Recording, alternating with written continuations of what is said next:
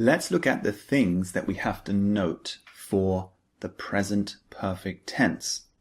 As I said, it's one of the most challenging tenses in English, so there are a few things we have to look out for and keep in mind. Let's look at the first thing. We can use many time words with the present perfect. For example, today, this week, this year, this morning, etc. When we use them, we always mean that the time period is continuing now and will continue in the future. You can think of it like the phrase so far or up to now.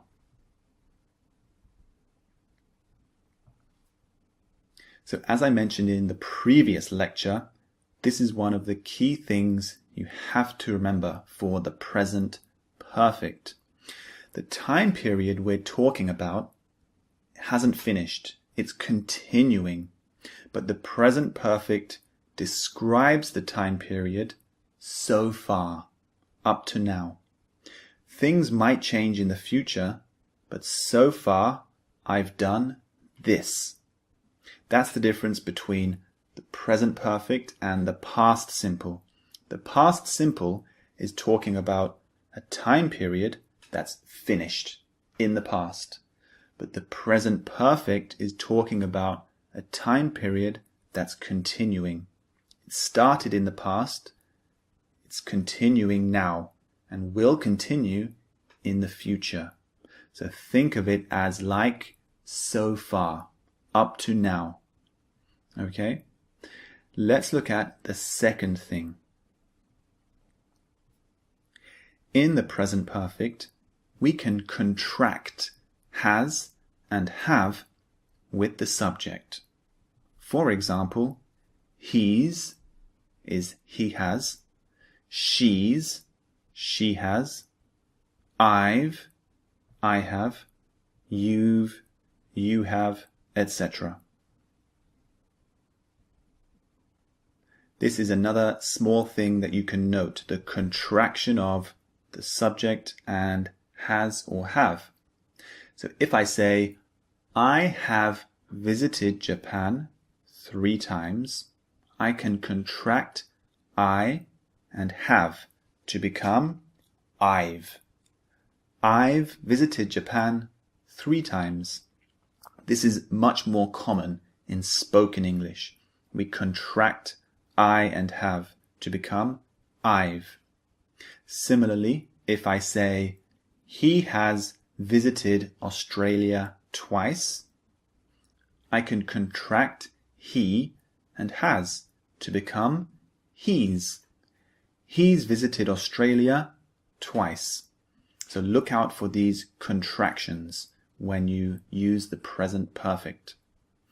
Let's look at the next thing that we have to note. As I mentioned in the previous lecture, we use ever to mean in your life. For example, have you ever met a famous person? This means, in your life, have you ever met a famous person? So ever is always talking about in your life.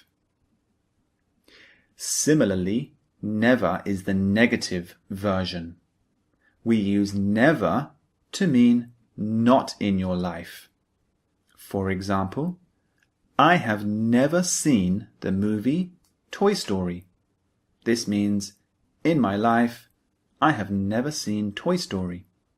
So never means not in your life. Finally, we use been to mean visited or went in the present perfect. For example, I have been to Mexico 3 times. Or we've been to 3 weddings this week.